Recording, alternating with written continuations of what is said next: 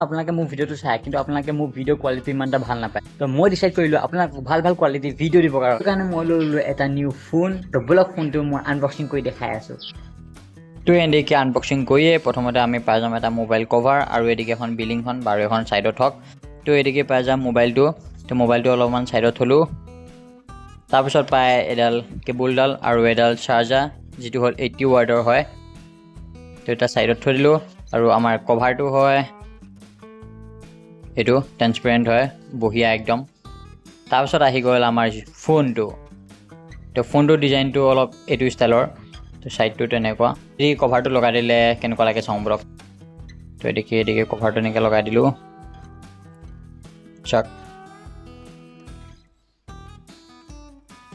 ফোনটো হ'ল এইটো আৰু আমি তাৰ লগতে গিফ্ট পাইছিলোঁ এডাল হেডফোনডাল বাৰু এডাল আনবক্সিং নকৰোঁ এতিয়া কাৰণ এডাল ল'ব পাপাই মানে তো সেইটো কাৰণে এইটো ছাইডত থৈ দিওঁ তো ফোনটো হ'ল এইটো তো নেক্সট ভিডিঅ' আপোনালোকে পাব এইটো মোবাইল দি আৰু কোৱালিটি কেনেকুৱা হয় আপোনালোকে কমেণ্ট কৰি জনাব